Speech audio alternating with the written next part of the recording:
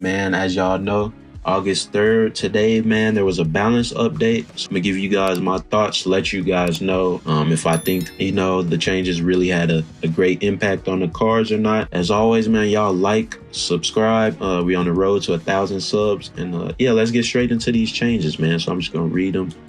Um, so yeah, if we just take a quick glance at this chart, right? See, they boosted Hawkeye from +2 to +3 power with his ability. Hulkbuster, they changed from 3 cost 4 power to 3 cost 5 power. Vision from 5/7 to 5/8. Captain Marvel, which I think is the most interesting one, from 5/6 to 4/5. And then lastly, we got Absorbing Man from 4/3 to 4/5. And then I believe there was a conquest mode change as well. So yeah, we're just gonna be scrolling down the page. They provided reasonings as to why the changes occurred. And yeah, I'm just gonna be talking to you guys and letting y'all know what I think. So let's start with Hawkeye. Yeah, so old was +2 power, now we know it's +3. So let's read why. Apart from a stint in Cerebro 3, Hawkeye sees next to no play after players complete the tutorial. It's about time to give our local archer some sharper arrows to play with. We want to keep Hawkeye's base power at 1 to keep some interesting texture between him and Misty Knight in the starter deck. Plus, he's just a more interesting card if most of his power is on his ability. Could Hawkeye become a candidate for bounce decks that can repeatedly get the bonus off his on reveal? He's certainly got a better shot of it now. That's interesting, man, that they noted that they wanted to keep a difference between him and Misty Knight. So just reading that, I feel like they don't really want Hawkeye to be that great of a card, because him and Misty Knight are starter deck cards. Obviously, if you take a look at my tier list that I made, I had Hawkeye as one of the worst cards in the game. And I honestly don't think this change really does that much of a benefit for him, right? And the reason why I don't think Hawkeye really improved or really can go up in usage that to a great extent or up on people's tier list, including mine, is because I think the issue with Hawkeye that makes him a bad card is his on reveal ability, right? So the issue with him, if you're going to play him outside of any turn other than the first turn, what you're essentially doing is ignoring the way your opponent's playing the game, right?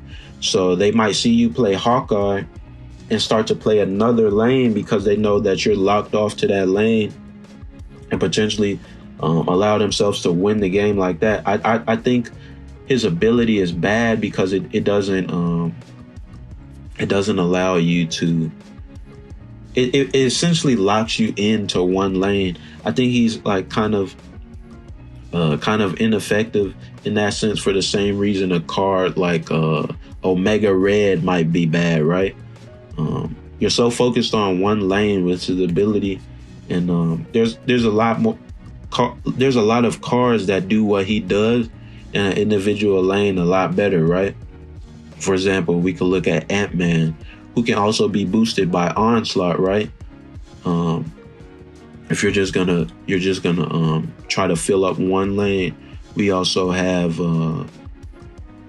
if we take a look at the 2-cost cards, I don't have them pulled up, but you got Mojo, right? Yeah, so there's a lot of there's still other avenues that you can go about getting that 1/4. And the main way is Ant-Man, who's also a starter card that essentially does what he does, but better, right? And yeah, that's pretty much what I have to say on Hawkeye. Y'all let me know if you agree, disagree. But we just gonna go to the next card, man. So we got Hulkbuster up next, changed from 3/4 to 3/5. So they say Hulkbuster is a unique enabler card that just doesn't have enough power to see play. In the distant past, it's seen with decks indexed with Deadpool and Multiple Man, but nowadays it just doesn't do enough for its cost compared to other options. We're excited to see where players make use of a buffed buffed Hulkbuster and for its combo potential with the next month's season pass card. While a 1 power buff doesn't look like too much, cards that combo with Hulkbuster multiply the bonus they get from it, so it'll be more impactful in practice. I don't know what the next month season pass card is off the top of my head, but yeah, 3-5, it just makes them slightly better, right? Let's take a look at the the 3-cost card tier lists I made. Obviously, we know it can still be used with move decks and in some destroy decks, right? Just taking a quick look at the list, man, I don't really think he's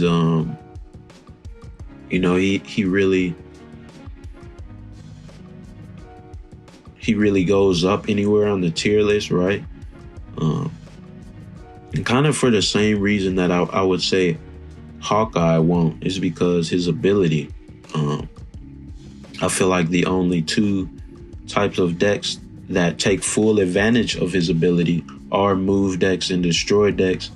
However, on destroy decks, you usually don't want to run a card like Hulkbuster because you want to be destroying as many cards as possible, right? Outside of Deadpool, you're not really going to be finding, or outside of Deadpool and Wolverine, you're not going to really be finding a great use for Hulkbuster, right? Because you're making it so that if you take off a card, you're not going to have enough cards destroyed for for death. It does affect null positively, right? Yeah, it's interesting. Not really that effective of a change, in my opinion. He's probably going to be as good as he was. And that's just not taking whatever the next month season pass card is into account. But yeah, other than that, man, just a nice small change, nothing too crazy. So yeah, let's go to Vision. Vision buffed to 5/8. So let's read. Vision has only really seen play a long time ago in a Lockjaw deck. He hasn't really found a home since then. And with the release of cards like Phoenix Force that fulfill similar roles, Vision fell by the wayside. We're giving him a bit more power to work with while keeping him below the Shang-Chi threshold at 9 power. It's interesting, man. I think what they should have did with Vision was essentially what they did with Captain Marvel, right? We know that you can still run Vision on like Lockjaw decks. You can still run them on move decks. But I think the issue with him is that he costs too much. If he were like a 4/5 or 4/6, I feel like you'd be able to get a lot more mileage out of Vision. On top of being able to run Zabu to make him like a 3/5 or 3/6, you're able to more effectively use them in move decks where you have more opportunities to power up your Kraven. And you're not wasting that turn 5 on just one card where you can use it with like Cloak plus like another 3-cost card or something like that, man. Yeah, I really think Vision's issue is his cost. But yeah, we're gonna see what this 5/8 change does though. But other than that, man, I don't really think it's that impactful for Vision. If I were to run a 5/8, right? You obviously have a much superior Spider-Woman, Legion, Abomination, not Abomination, Hobgoblin.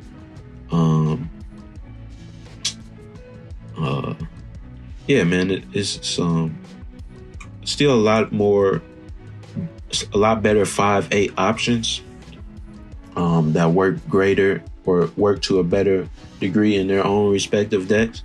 But yeah, man, we're going to see what happens with Vision. Up next, we got Captain Marvel. I was just saying, man, they did with her what they should have did with Vision. Like that 4/5 opens her up to being used with Zabu. Yeah, and it just makes her a lot more versatile.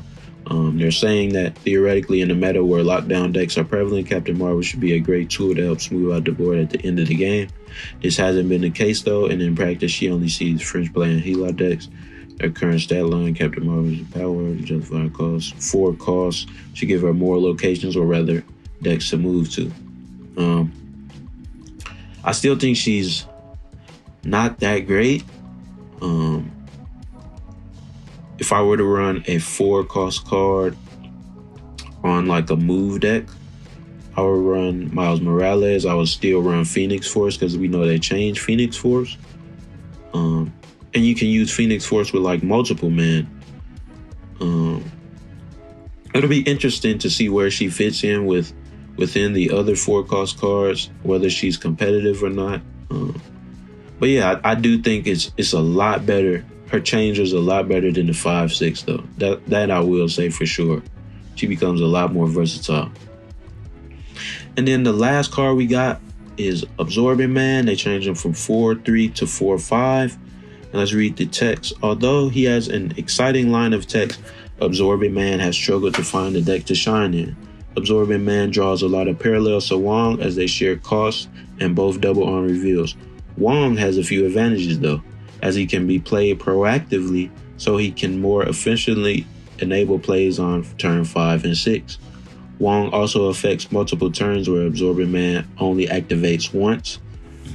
We're giving Absorbing Man a sizable chunk of power to make him more viable to experiment with. I'm lying. A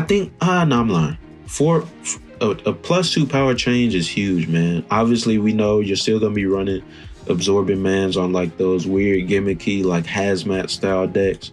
Those double on reveal decks, whether it be hazmat, Ironheart, White Tiger,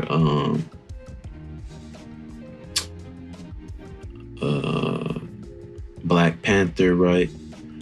Still a pretty solid card in my opinion. I had him like an A tier card. I would say he's still an A tier, man.